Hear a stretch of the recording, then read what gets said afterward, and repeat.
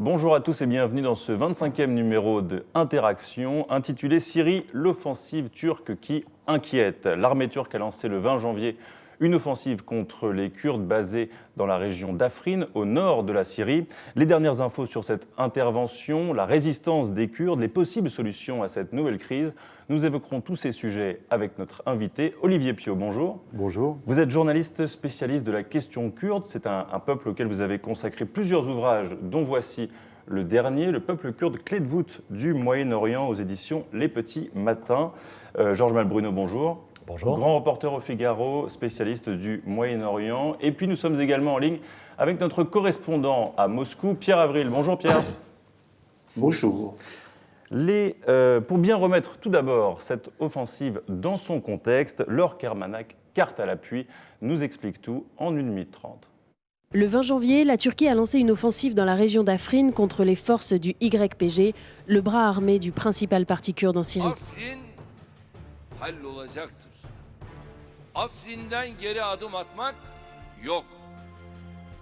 Alors pourquoi cette offensive ?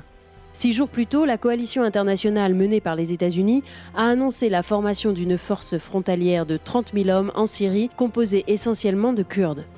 Vent debout contre cette initiative, le président turc a estimé que la sécurité intérieure de son pays était menacée. Pour lui, les hommes du YPG sont des terroristes. Le nœud du problème est là. Le YPG, littéralement Unité de protection du peuple, dépend du parti kurde syrien, le PYD, qui lui-même est affilié au fameux parti des travailleurs kurdes du PKK d'origine turque. Ce parti est considéré par la Turquie, mais aussi par l'Union européenne et les États-Unis, comme un groupe terroriste. Pourtant, lors de la lutte contre Daesh en Syrie, les Kurdes du YPG ont été de précieux alliés de la coalition internationale, notamment dans la bataille de Raqqa. Certains estiment qu'il faut maintenant les défendre contre l'intervention turque. Dans cette région marquée par 7 ans de guerre, un scénario s'écrit toujours à plusieurs. L'issue de cette nouvelle crise se jouera bien sûr entre la Syrie et la Turquie, mais aussi et surtout avec la Russie, l'Iran, les États-Unis et leurs alliés britanniques et européens. De quoi compliquer une nouvelle fois le fragile processus de paix en Syrie. Georges Malbruno, on vient de le voir, cette crise ne concerne pas que la Syrie et la Turquie, mais tous les acteurs régionaux. Oui, et en particulier les États-Unis et la Russie qui sont alliés eux-mêmes avec chacun des protagonistes. La Russie est alliée avec la Turquie, avec laquelle il cherche à stabiliser un certain nombre de régions dans le cadre du processus de négociation d'Astana. La Russie est également alliée des Kurdes, même si au début de la crise, là, les Russes ont retiré leurs forces d'Afrin. Et puis les Américains, eux, sont alliés des Kurdes aussi, puisque les Kurdes, ça a été dit dans le reportage, là, ont été le fer de lance de la bataille contre Daesh, mais les Américains sont aussi alliés des Turcs, dans le cadre notamment de l'OTAN. Et donc on a une crise extrêmement complexe, d'ailleurs entre deux acteurs non arabes, la Turquie et les Kurdes, qui compliquent encore plus cette guerre syrienne qui dure maintenant depuis plus de 7 ans. Et le président Erdogan qui a donc annoncé qu'il avait le soutien des Russes pour cette initiative. Écoutez le président turc.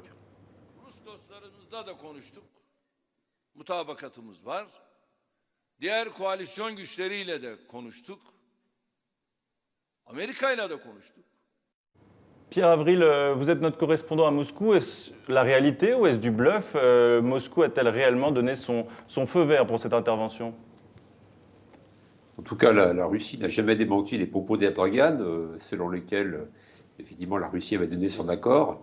De fait, comme l'a dit Georges, les Russes ont retiré leurs troupes d'Afrin pour faciliter finalement l'offensive turque. Des troupes qui étaient stationnées dans le cadre justement de l'accord de déconflictualisation, comme on dit, qui a été signé entre la Russie, la Turquie et l'Iran à Astana déjà il y a à peu près 1 an. Et en plus, il faut dire que ces opérations de retrait d'Afrin par les Russes ont été précédées de contacts ici à Moscou entre des représentants turcs, des officiels turcs et des officiels russes, aussi bien que civils que militaires. Donc on peut penser qu'effectivement, il y a eu certainement un accord. Merci Pierre. Voilà pour le côté russe. Avec vous, Olivier, on va voir évidemment le côté kurde.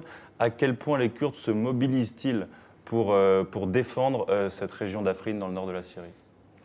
Je crois que cette bataille d'Afrine, elle intervient à un moment où chacun sent, et notamment du côté des Kurdes syriens et des dirigeants du PKK de l'autre côté en Turquie, qu'on est clairement rentré dans la reconstruction post-Daesh. Et quid de ces territoires du nord de la Syrie occupés de fait par les FDS et le PYD, avec l'espoir bien sûr que ce sera l'occasion d'obtenir une forme d'autonomie. Donc la victoire militaire contre Daesh étant là, on s'intéresse maintenant à la reconstruction politique.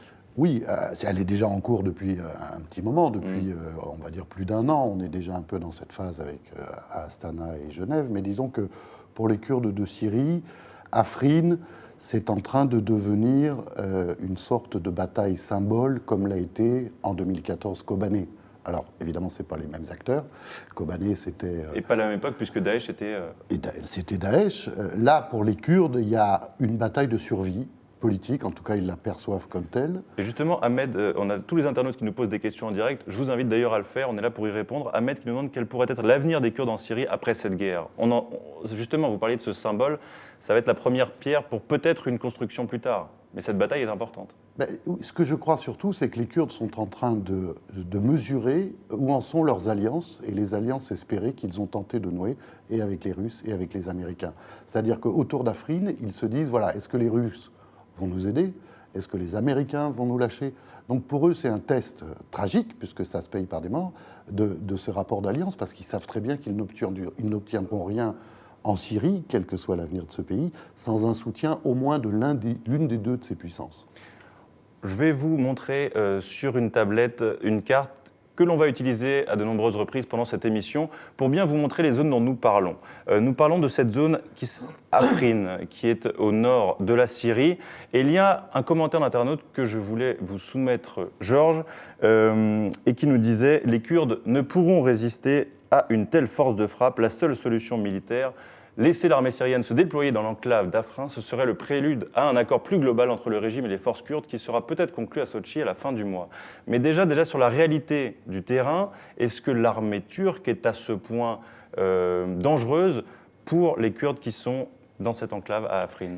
En tout cas, depuis le début de l'offensive samedi, on voit que les Turcs se heurtent à une résistance farouche des combattants kurdes, et pour l'instant, les combats se limitent à la frontière, justement, pour officiellement aller vers une offensive terrestre jusqu'à Afrin, Afrin, alors ce qui est important de signaler, si on revoyait la carte, Oui. c'est que Afrin, donc c'est un canton donc au nord-ouest de la Syrie, et vous avez les deux autres cantons qui sont à l'est, plus à l'est de Kobané et de ce qu'on appelle la Jazireh. Mais Afrin, contrairement aux autres poches, je dirais kurdes, démographiquement a une certaine homogénéité, alors qu'ailleurs, les Kurdes sont à peine majoritaires dans toute cette partie que vous voyez en orange. D'où la menace pour les Turcs qui ne veulent pas avoir justement cette poche d'Afrin qui rentre dans leur territoire. Car expliquons bien quand même qu'il n'y a pas de continuité territoriale entre cette poche qui est occupée par des Kurdes et cette région également occupée par des Kurdes. Car ici, il y a l'armée turque qui a fait une offensive par le passé en Syrie. Une offensive à l'été de 2016. Offensive qui a été intéressante entre guillemets parce qu'elle a donné lieu à un deal, et on va peut-être assister aujourd'hui à la même sorte de deal. À l'époque, c'était les Turcs et les Russes sont mis d'accord. Les Russes ont dit aux Turcs, vous pouvez vous déployer donc dans cette partie assurée en vert, mais en contrepartie, vous retirez les rebelles pro-turcs d'Alep, ce qui a permis au régime et aux Russes de reprendre Alep. Et aujourd'hui, une des options qui est envisagée, c'est entre Turcs et Russes, alliés, mais alliés aujourd'hui un petit peu en friction, eh bien, c'est de dire les Turcs, les Russes disant aux Turcs, vous prenez Afrin, mais vous nous laissez Idlib, qui, vous savez, aujourd'hui est le théâtre d'une bataille. Donc, on est dans cette configuration où les grands acteurs russes et américains veulent être présents, on y reviendra avec les Américains, justement pour peser sur ces accords locaux qui vont dessiner l'avenir des régions kurdes. Est-ce qu'on va vers une fédération des régions autonomes des régions kurdes du Nord, ou est-ce que tout simplement on va rester dans un cadre d'un État central plus ou moins fort? Et c'est ça qui se joue aujourd'hui. Et une autre question d'internaute que je vous propose, Olivier Pio. Pourquoi le gouvernement turc insiste très fort sur le fait que les Kurdes sont des terroristes, alors que nous savons très bien que ces derniers étaient engagés aux côtés de la coalition occidentale contre Daesh? Une question de Louis. Alors ça, c'est On l'a évoqué, hein, c'est le rapport Ouais. avec le PKK. Oui, mais c'est une vieille stratégie d'Erdogan, d'abord qu'il a eu chez lui, à l'encontre du PKK, de les traiter de terroristes, et d'obtenir d'ailleurs de l'Europe, puis des États-Unis, de les classer aussi dans la liste noire des organisations terroristes. Donc, alors, évidemment, ce combat, cette guérilla kurde syrienne, associée à celle du PKK, il l'a aussi d'emblée caractérisée de terroriste, contrairement à ce que n'ont pas fait les Alliés jusqu'ici, parce qu'ils souhaitent, vous voyez bien que sur cette frontière au nord, en réalité, aujourd'hui, les Kurdes détiennent à peu près 600 des 900 kilomètres de frontière entre la Syrie et Oui, la Turquie. effectivement, à part cette poche de l'armée turque. Et Erdogan a toujours dit, depuis plus de 2 ans maintenant, avant même l'intervention de bouclier de l'Euphrate, qui était cette intervention en Turquie, qu'il ne laisserait jamais les Kurdes faire la jonction territoriale entre Kobané et Afrin. Et il veut y établir cette fameuse zone de sécurité, aujourd'hui, qui est probablement aussi l'objet de négociations entre Erdogan et Trump. Les Américains, qui on y reviendra, veulent, eux, établir une force de garde-frontière. Donc il y a un rapport de force, il y a des négociations qui vont s'engager bientôt à la faveur des combats qui ont lieu. Et vous l'avez rappelé, pour l'instant en tout cas, la ville d'Afrin n'est pas menacée par l'armée turque. C'est aussi le sens du message de Renaud Girard, le chroniqueur international du Figaro. Selon lui, il ne faut pas surréagir à cette crise. Pour le moment, le danger n'est pas extrême pour les Kurdes parce que l'attaque ne fait que commencer. Elle concerne une zone qui est assez petite, de 40 km² sur 40 km².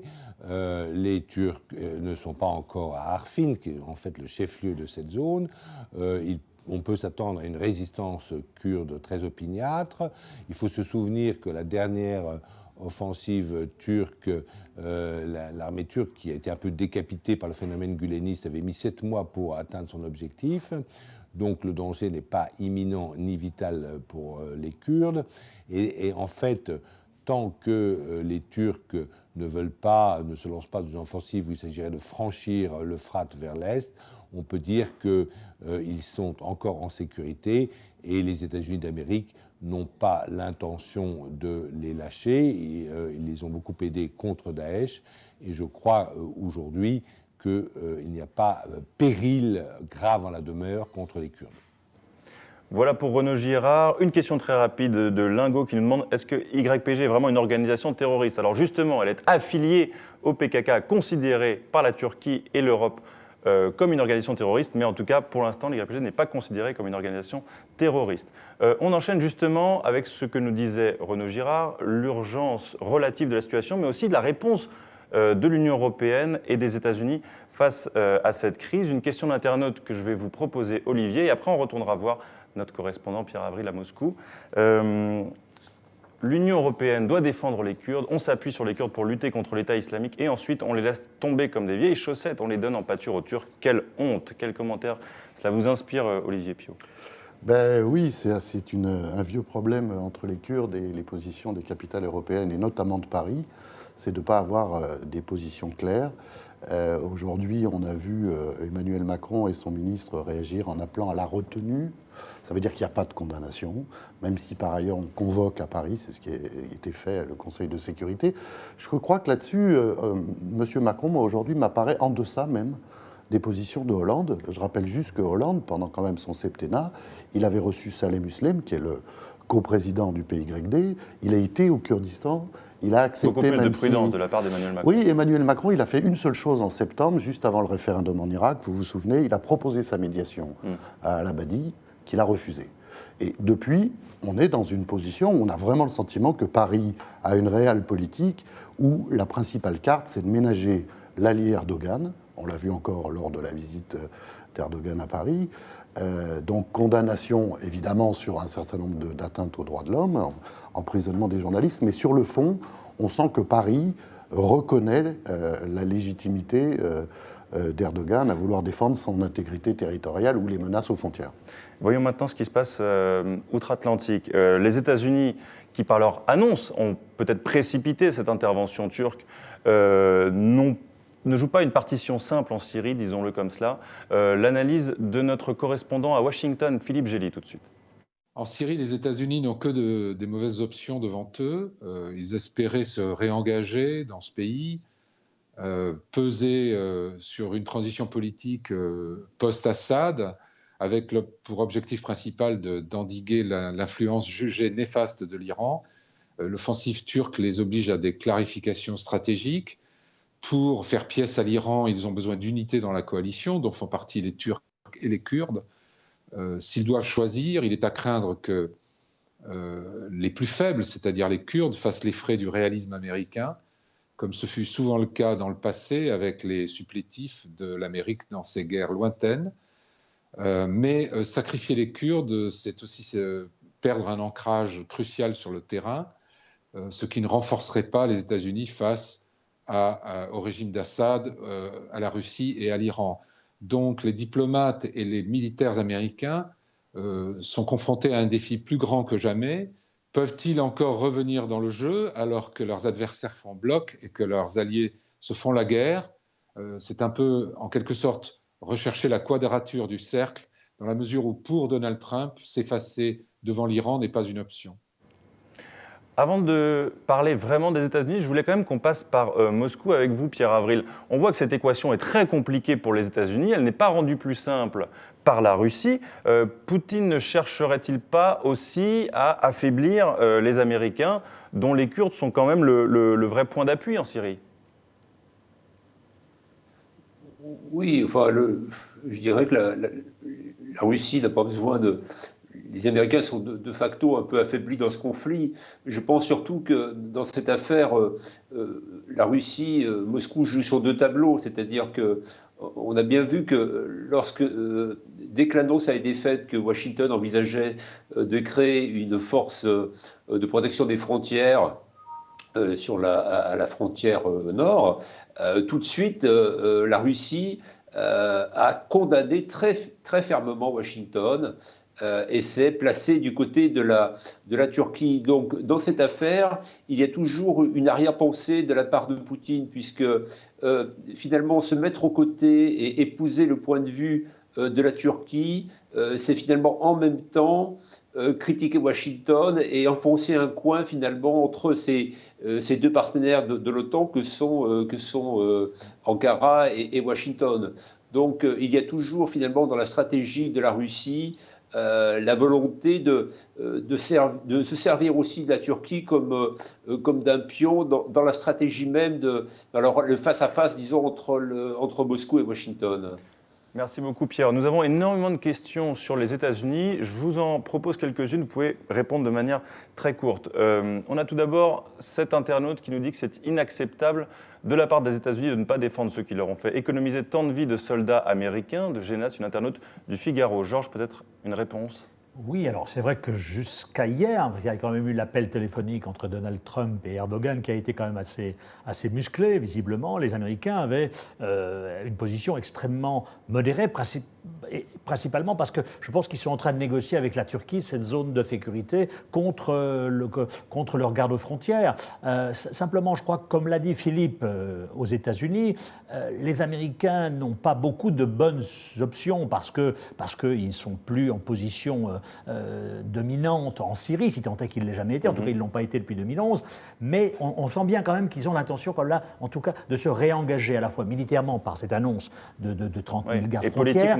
Et politiquement aussi, avec le discours de Stanford de Rex Tillerson, d'envoyer des diplomates, parce que, tout simplement, ils veulent être présents dans le cadre, encore une fois, comme je disais tout à l'heure, de ces accords locaux qui sont négociés entre Afrin, Idlib, Alep, etc. Oui, et donc ils veulent peser. Et pour eux, peser, c'est être présent aux côtés de leur seul allié aujourd'hui, qui sont les Kurdes, qu'ils ont quand même aidés militairement. Ils ont 2000 soldats auprès d'eux. Ils sont, il faut qu'on en parle, à Manbij, qui est cette ville qui est à 100 km à l'ouest à l'est d'Afrin, et c'est là où l'offensive turque est très attendue, parce qu'à Afrin, il n'y a pas de militaires américains, mais à Manbij, il y a des militaires américains. Les Turcs disent, on va aller jusqu'à Manbij, et là, on peut craindre qu'il y ait des affrontements. Et donc, d'où l'appel téléphonique hier entre Trump et Erdogan, c'est un petit peu pour caler tout ça. Et une simple précision, vous me disiez hier, Renaud Girard également, que la ligne rouge, entre guillemets, à ne pas dépasser, c'était l'Euphrate, et que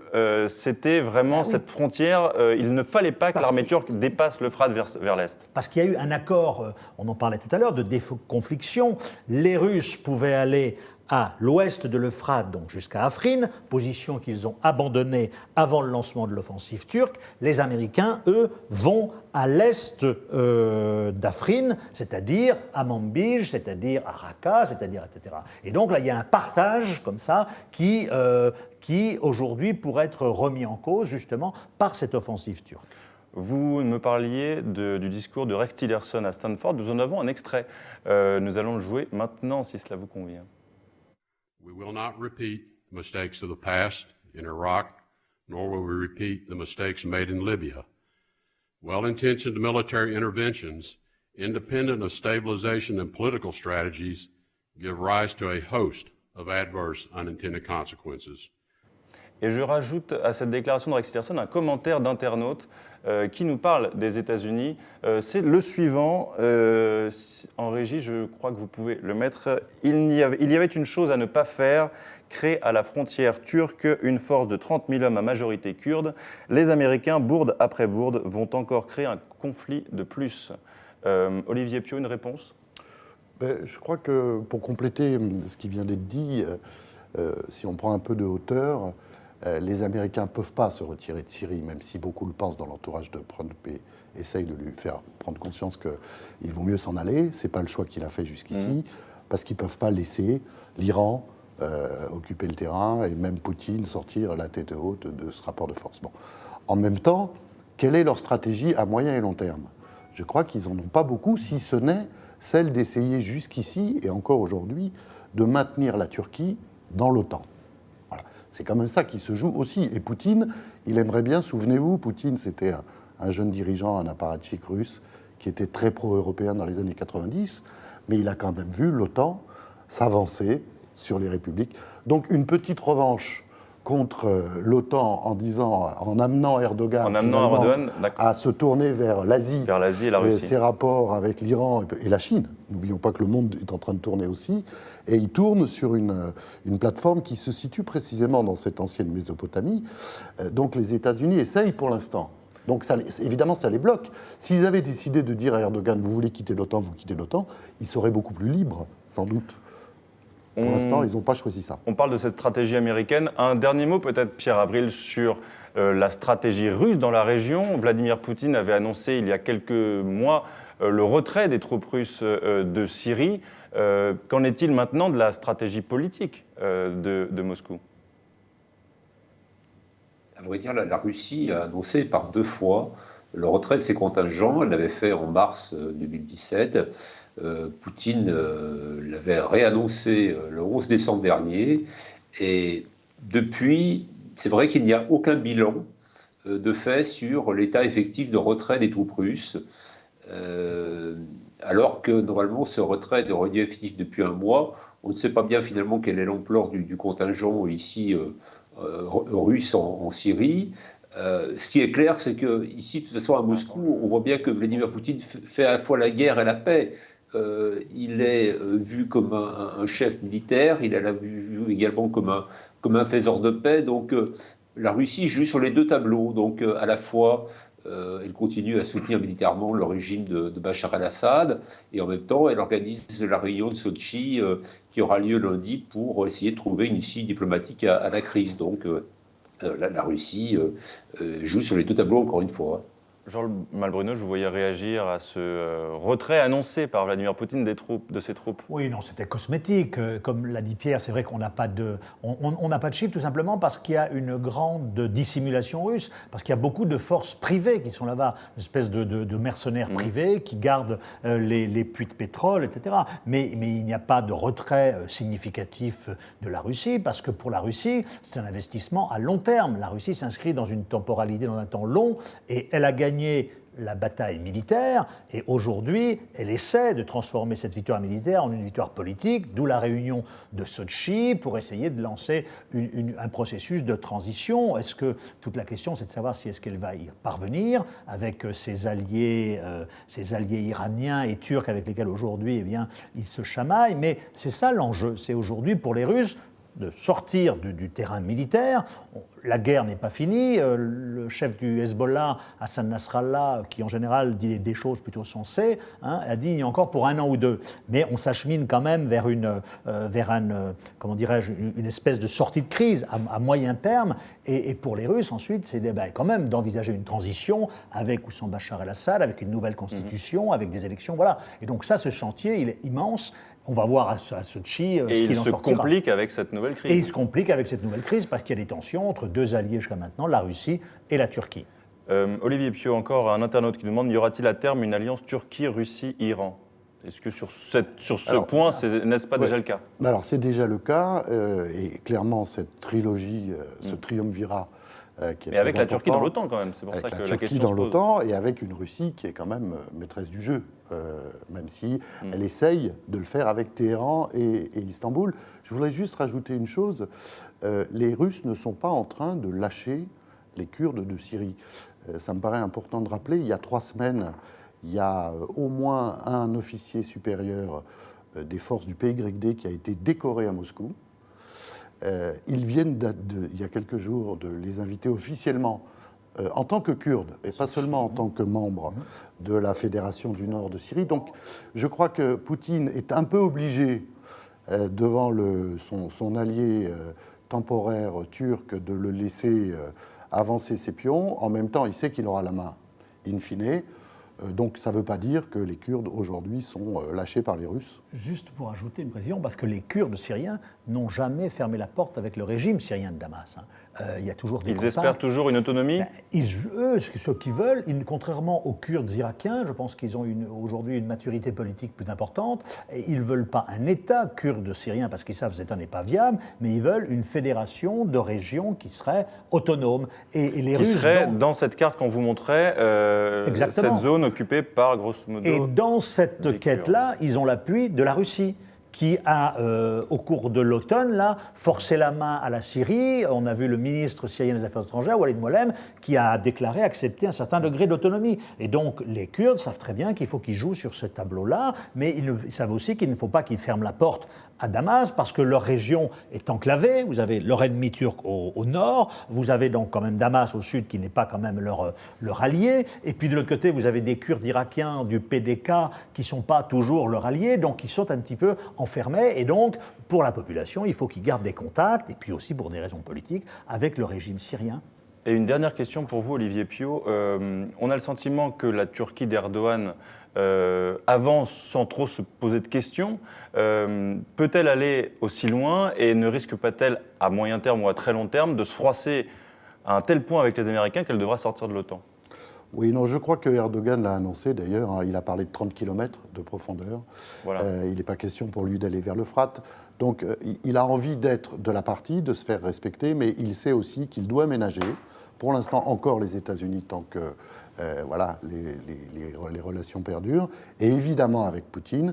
Je ferai remarquer que par exemple le ministre des Affaires étrangères russe, au moment où on l'a pris à partie sur le départ des troupes d'Afrin le samedi, la veille, il l'a confirmé sans en dire que c'était stratégique. Enfin, Moscou n'assume pas pleinement le fait d'avoir donné un feu vert. Et donc ces petites nuances diplomatiques de langage montrent que Erdogan, je crois, sait aussi où sont ses limites. Merci beaucoup, messieurs. Olivier Pio, je rappelle votre livre, Le peuple kurde, clé de voûte du Moyen-Orient. Merci beaucoup, Georges Malbruno. Merci beaucoup aussi à Pierre Avril, notre correspondant à Moscou. Quant à vous, vous pouvez maintenant découvrir l'invité de la semaine, la correspondante Martina Meister du journal allemand Die Welt.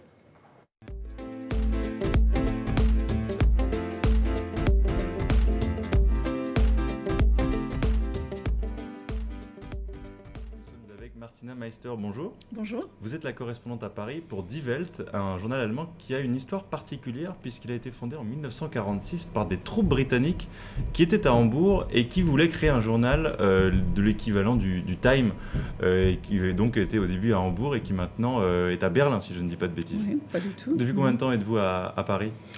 Ça fait 15-16 ans que je suis à Paris, pas tout le temps pour Die Welt, mais j'ai écrit pour d'autres supports avant.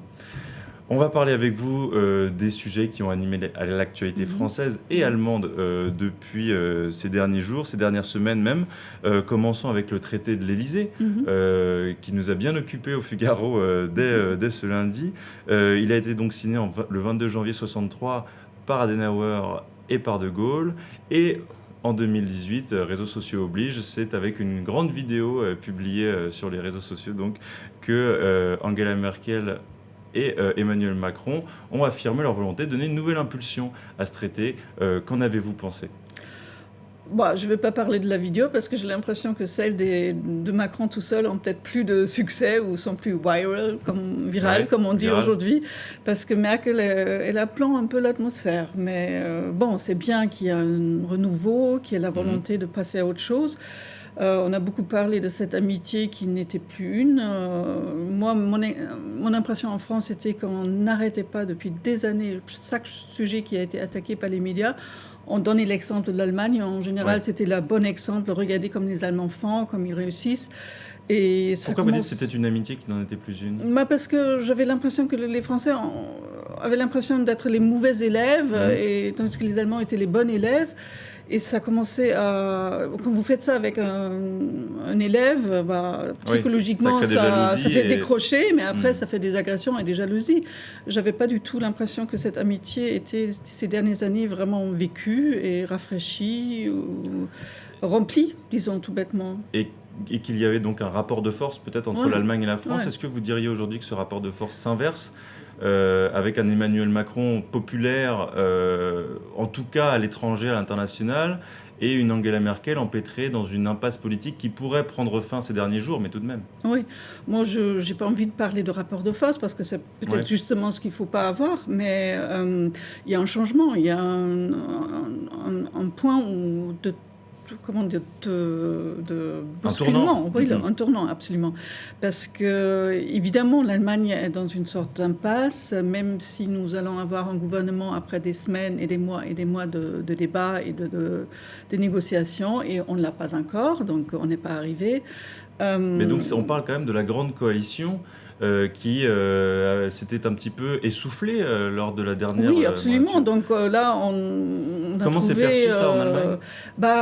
Comme quelque chose de très lourd. On n'est pas très fiers, ni très heureux, ni très contents. Donc, même si l'Allemagne reste l'allié principal pour Macron dans un renouvellement de l'Europe, il a un partenaire extrêmement affaibli. Et il faudrait peut-être commencer par le renouvellement en Allemagne avant de dire que l'Europe est de retour. Voilà, absolument, parce que là, l'allié, il va être très, très, très affaibli, avec des opinions très controverses, des conflits à l'intérieur de cette grande coalition qui même à l'intérieur de l'SPD, n'est pas souhaitée. Donc, c'est quand même... Nous suivrons ça encore dans les prochaines semaines. Je voulais vous parler aussi d'un autre sujet qui nous a beaucoup occupé en France, l'affaire Weinstein. Évidemment, il y a eu des échos en France, il y a eu encore la tribune de Catherine Deneuve l'autre jour. On en entend encore parler très régulièrement aux États-Unis, avec Hollywood, etc. Mais on a peu d'écho de ce qu'il s'est passé en Allemagne sur ce sujet. Est-ce qu'il y a eu aussi tout un mouvement du show business ou des personnalités de la culture allemande qui, pareil, ont dénoncé les uns et les autres ? L'écho était peut-être moins grand parce que les Français s'intéressent pas beaucoup, et c'est encore une preuve la culture allemande, de cette bien notre religion. tort, c'est vrai. Oui, mais en fait, il y a eu des noms, il y a eu des metteurs en scène qui ont été dénoncés. En fait, tout a déjà commencé avant Weinstein, avec une jeune journaliste allemande qui avait écrit dans un papier comme un homme politique âgé d'une partie chrétienne l'avait dragué et lui avait parlé d'une manière absolument importune. Et donc ça fait beaucoup de bruit déjà avant.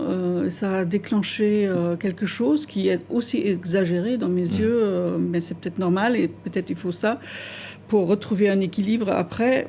Vous parlez donc du deuxième effet, celui de la volonté chez certains politiques d'interdire, de censurer. Oui, pas de politique, c'est plutôt les femmes et les gens et le peuple qui demandent. Là, en exemple de l'Allemagne tout récemment, c'était hier, une université dans le nord de l'Allemagne a décidé d'effacer un poème concret, donc très abstrait à mon avis, d'une façade de l'université qui était en plus en espagnol. Il parle de femmes, des avenues, d'un admirateur. Ouais. Donc quelque chose absolument pas dangereux, pas misogyne dans mes yeux, mais qui a provoqué un débat et une décision. Et la décision a déjà été prise ? Là, elle a été prise et donc ça dépasse vraiment largement... et donc on va l'effacer, absolument. Vous allez l'effacer, d'accord, ouais. Très bien. Et puis un dernier sujet quand même, Emmanuel Macron, d'une manière plus générale, le bond de popularité qu'il avait fait il y a un mois, et puis la nouvelle chute de popularité ces dernières semaines. À quoi selon vous est-il dû ? Et vous étiez par exemple à Notre-Dame-des-Landes la semaine dernière, vous y voyez là peut-être un lien de cause à effet ? Je trouve ça extrêmement compliqué avec les courbes de popularité. Ça monte, ça descend. Après, on ne sait pas exactement à quoi c'est lié. Macron, c'est évident. Il est tellement dans le mouvement et dans la dynamique qu'il prend des décisions qui déplaisent et des décisions qui plaisent. Moi, ce que je trouve et ce que je ressens, c'est quand même une libération par rapport à le quinquennat d'avant, que quelqu'un a le courage de prendre, après 50 ans quand même, quand on y va et quand on se planche un peu dans le dossier, on est vraiment bouche bée parce que c'est pas possible que ce dossier a traîné tellement longtemps, a marqué les gens pendant toute une génération. J'ai parlé avec un agriculteur qui, depuis tout le début, toute sa vie, s'est battu contre cet aéroport. Donc oui, il a tranché et ça c'est bien, ça c'est la nouveauté en France parce qu'on n'était plus habitué à quelqu'un qui fait vite et qui tranche et qui, même s'il y a beaucoup de com dans la politique de Macron, il n'a pas peur de se faire des ennemis ou il ne regarde pas uniquement sa clientèle. Et une dernière question, peut-être plus sur les coulisses du métier, mais c'est quelque chose que j'entends chez beaucoup de correspondants qui suivent la France et que nous recevons donc chaque semaine ici au Figaro, c'est que les périodes aussi passionnantes à couvrir sont rares et que vous mesurez tous la chance d'être en France à ce moment où il y a effectivement un renouveau. Certains l'apprécient, d'autres non, mais en tout cas, il se passe quelque chose en France. Absolument. Nous, entre collègues, on parle des fois de burn-out parce qu'on n'arrive pas à suivre le rythme de ce qui se passe. Et puis, l'intérêt a changé. Avant, la France, c'était, l'éternel malade. On n'a pas envie d'entendre toujours les histoires qui se terminent mal. Donc, ce n'était pas très souhaité, réjouissant. Et là, il y a un intérêt énorme pour ce qui se passe, comment ça se passe, si c'est vraiment que la surface qui a changé, la psychologie des gens, ou s'il y a vraiment des changements en profondeur qui vont... Oui, peut-être il y a même une petite peur en Allemagne qu'elle va être remplacée dans l'ancienne dynamique du pouvoir. Eh bien, merci beaucoup, Martine Meister. Toujours très intéressant d'avoir un avis extérieur sur ce qu'il se passe en France. Quant à nous, on se retrouve très vite sur le Figaro Live.